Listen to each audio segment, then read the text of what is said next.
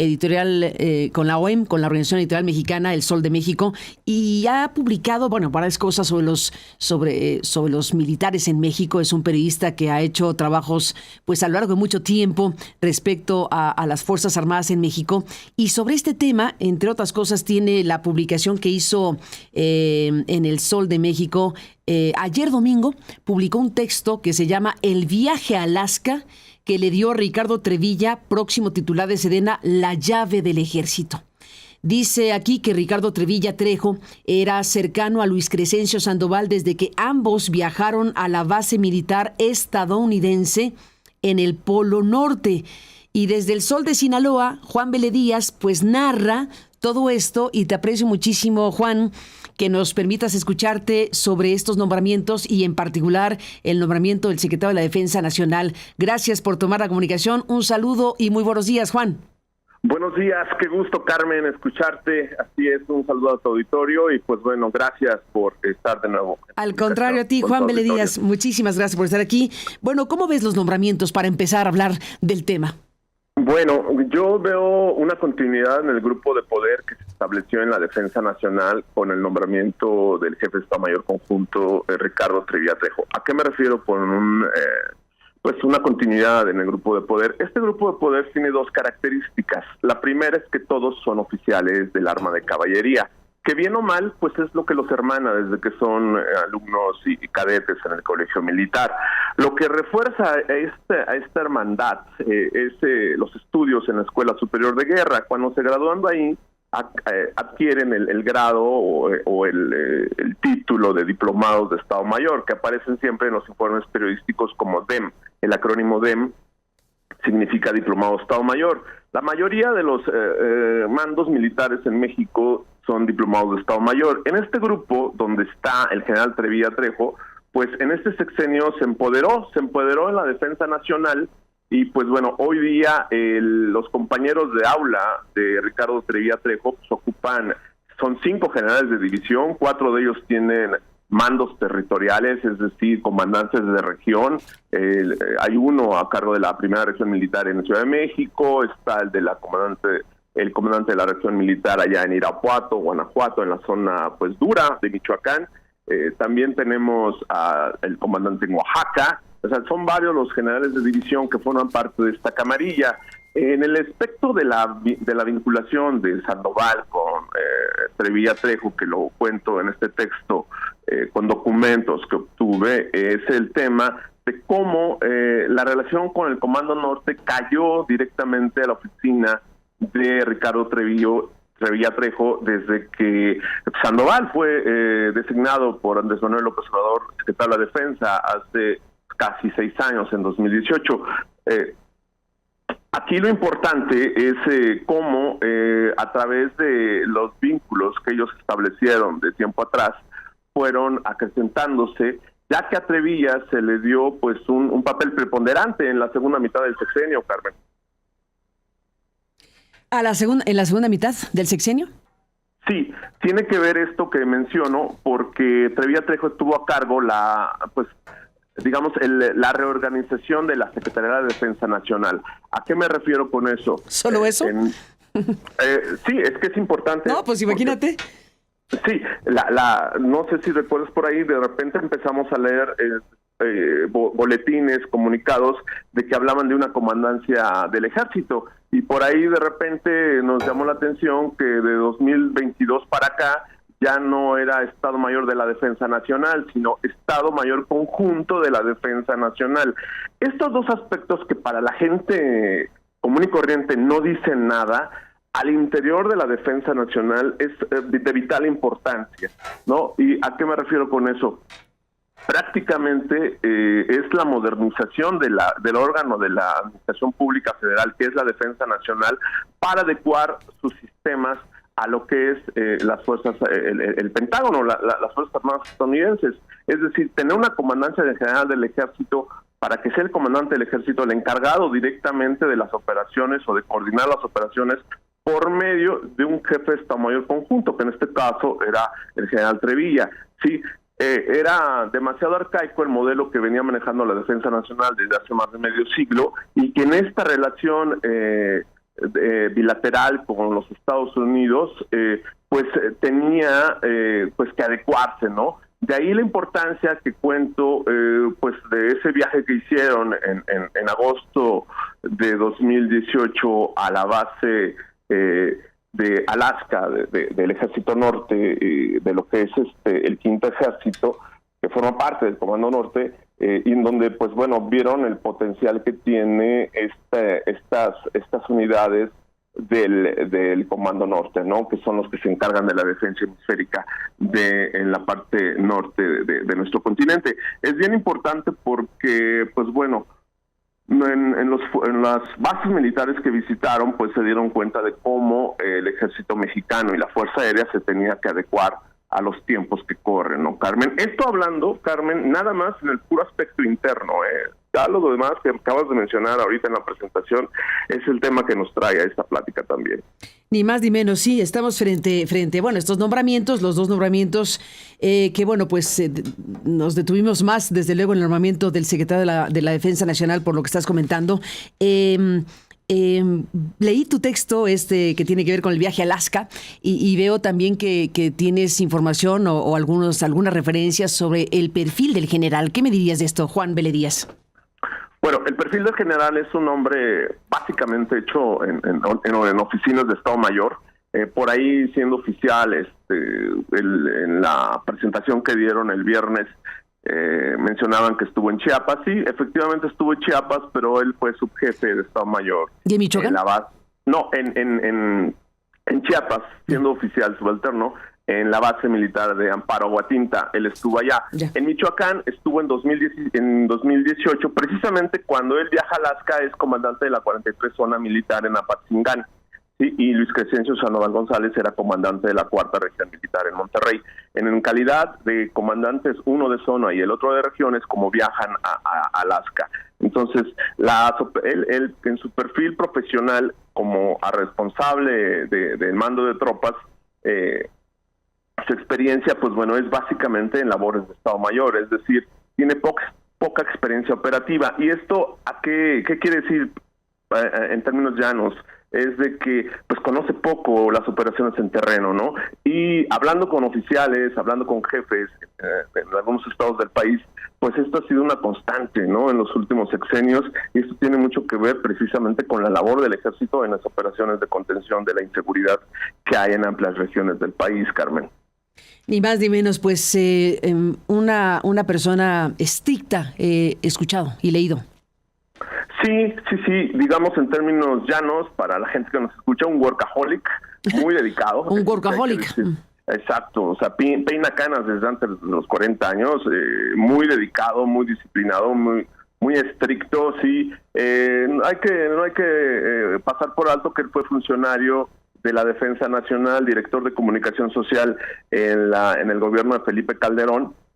El grupo político de militares que arropó a Trevilla Trejo lo encabeza Luis Arturo Oliversen, que fue jefe de Estado Mayor de la Defensa Nacional con Felipe Calderón, y quien hoy día es diputado federal plurinominal por Morena en esta legislatura que acaba de comenzar, Carmen. Sí, el general Oliversen es, junto con Gaitán Ochoa y el general Audomaro, compañeros de promoción en la Superior de Guerra. Es decir, este grupo político que se opone al calderonato y con la vertiente de Audomaro, ahora con Andrés Manuel López Obrador, y que empujaron a Sandoval, ahora dejan a Trevilla por este paraguas pues de fuerza política, y que recordemos que en la legislatura que se acaba de ir en la Cámara de Diputados no hubo militares, siempre ha habido. Por primera vez no hubo en la legislatura pasada, ahora regresan y pues nada menos pues que regrese el general Oliversen, ¿no? Ahí digamos que la extensión de Trevilla por el lado político, Carmen. Pues Juan Vélez Díaz, ahí está este análisis que nos compartes y te aprecio muchísimo, y está pues el perfil del secretario de la Marina. ¿Qué me dices, Juan, del próximo secretario de Marina, que será el almirante Raimundo Pedro Morales Ángeles, que bueno, pues fue nombrado por Claudia Sheinbaum? Sí, fíjate, yo en días pasados leí algo en la prensa de la Ciudad de México que me gustó, que decía algo así como del halago a la titularidad de la Secretaría de Marina, ¿no? El almirante Morales Ángeles no dejó pasar la oportunidad de la visita presidencial de hace unas semanas allá a la zona del Istmo de Tehuantepec, y pues bueno, tuvo esa distinción de acercarse con la presidenta electa y pues dedicarle un mensaje de bienvenida, ¿no? El almirante Morales Ángeles es una hechura de Rafael Ojeda Durán, es el secretario de Marina, ¿no? Morales Ángeles se le encargó este proyecto. Tú sabes, el público lo sabe, la importancia que han tenido los proyectos estratégicos mal planeados, sin estudios de impacto ambiental, y pues en este caso del corredor transísmico, ¿no? Es importante porque al depositar en este oficial de la Marina un proyecto de vital importancia para el presidente de la República, pues bueno, era un asunto de confianza que le daba el almirante Rafael Ojeda Durán, y pues bueno, ahí está, ¿no? El asunto que quedó fuera el general Morales de las grillas que se desataron en las últimas semanas en la Marina, donde pues bueno, se lanzaron acusaciones en medios de comunicación tanto contra el actual jefe de Estado Mayor de la Armada como contra uno de los almirantes más respetados, el almirante Vergara, que está de grado militar en la India. Entonces hay un asunto ahí de que sí, las camarillas también en la Armada se hicieron presentes en las semanas previas, y pues bueno, el ungido fue el almirante Morales Ángeles, quien es ingeniero naval y quien pues ha tenido una labor muy digamos discreta como mando naval, ¿no? Destaca su paso por la graduaría militar en la Embajada de México en Washington, y sobre todo pues de que es muy joven. Ascendió el año pasado a la almirantazgo como almirante, 58 años por ahí debe tener, según leí en su ficha. Y pues bueno, ¿esto qué quiere decir? Que los almirantes más veteranos, pues algunos quizá van a tener que pasar a retiro obligatorio, porque en las Fuerzas Armadas, pues el alto mando, aún así sea más joven, pues los más veteranos tienen que cuadrar, Carmen.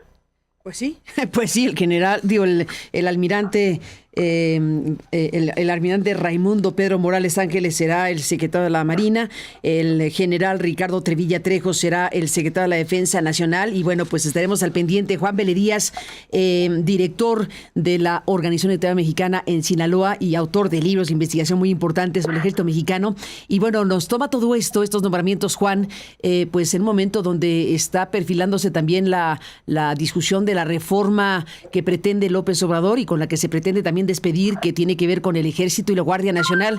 ¿Qué me dices de esto? Porque al final este sexenio ha sido un sexenio especialmente importante para las Fuerzas Armadas, y no seré yo quien te lo explique. Estamos frente a algo que va a ampliar y a ensanchar los poderes que se le han dado a las Fuerzas Armadas en diferentes ámbitos en el sexenio que termina, y pues le dejará esta herencia López Obrador a la futura presidenta de México. Sí, fíjate, Carmen, lo que durante este sexenio tuvimos la prensa crítica que hacer énfasis, ¿no? Y en este caso hago un paréntesis por la labor tan destacada que tú has tenido y quienes te conocemos de mucho tiempo atrás, ¿no? Quienes nos conocemos, perdón por la distinción, pero otros colegas que también han sido pues objetivo de los ataques presidenciales. ¿A qué me refiero con eso? Que nosotros nos hemos encargado de señalar, sí, cómo en este sexenio la crisis de seguridad nacional se llevó a niveles pues que vulneró la seguridad del Estado, ¿no? Es decir, los fenómenos desencadenados por actores no estatales como la delincuencia organizada, pues bueno, pusieron en jaque al Estado mexicano. Yo invito a la audiencia que voltee a ver lo que está pasando en Chiapas, lo que ocurre en Michoacán, lo que está pasando en este momento en Sinaloa o en Tamaulipas, o incluso en Guerrero, ¿no? Los poderes fácticos están considerados amenazas asimétricas, es decir, emergentes, y han puesto en riesgo los intereses nacionales de carácter estratégico, como pues se quedó demostrado en Chiapas, Michoacán y Tamaulipas, en los 3 niveles de gobierno. Entonces, es la Guardia Nacional la respuesta para esta crisis.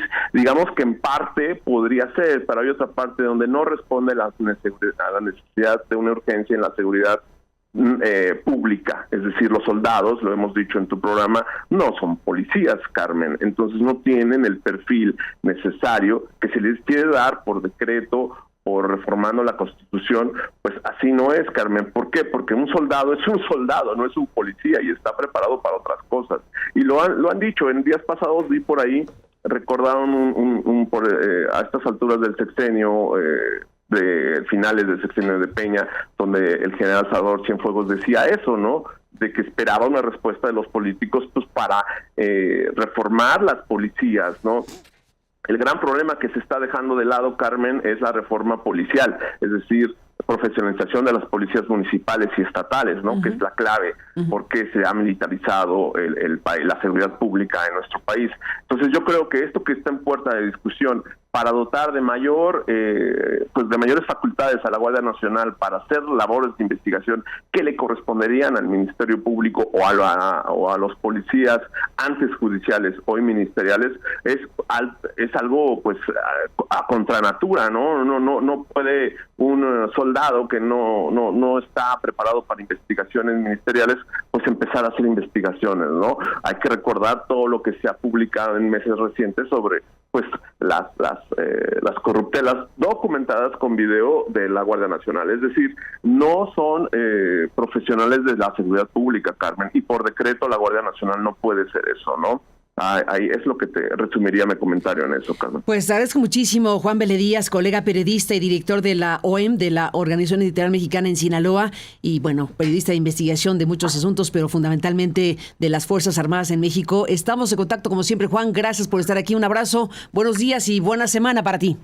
Gracias, Carmen, un gusto estar contigo en tu programa, saludos a tu auditorio y como siempre un gusto también saludarte. Igualmente, como siempre, Juan, gracias por estar aquí. Juan Vélez Díaz, revisando los nombramientos del secretario de la Defensa y de Marina hechos por Claudia Sheinbaum el viernes pasado. Bueno, pues ahí está este panorama. Son las 9:07 en el tiempo, el centro de la República. Por cierto que hablando de Sinaloa, saludos a Sinaloa, allá que se encuentra Juan Vélez Díaz, saludos a Sinaloa. Estamos viendo también que los colegas de Río 12, un saludo al equipo de Río 12, Ismael Bojor, que citó el equipo de Río 12, que están reportando en este momento, bueno, hace ratito en la mañana, más temprano, dieron a conocer en su portal que se reportan enfrentamientos en varios sectores de Culiacán. Habla Río 12 de enfrentamientos y la presencia de hombres armados en el sector de Las Quintas, Las Campiñas y diversos sectores de la ciudad de Culiacán.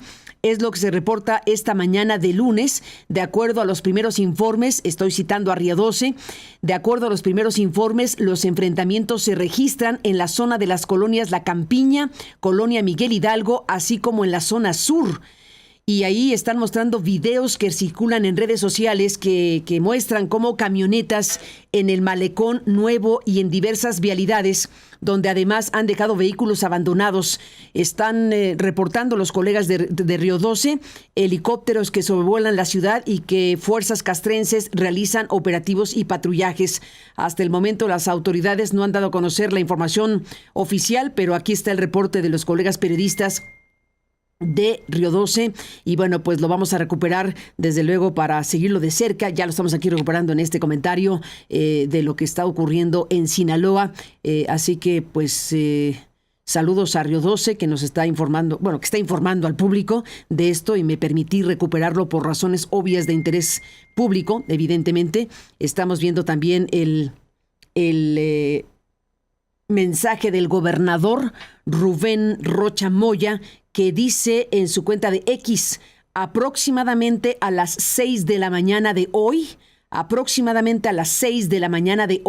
elementos del Ejército Mexicano en labores de apoyo a la seguridad pública detectaron la presencia de personas civiles armadas en el sector de la colonia La Campiña, en la ciudad de Culiacán, los cuales los agredieron con armas de fuego, lesionando a 2 elementos de las fuerzas militares.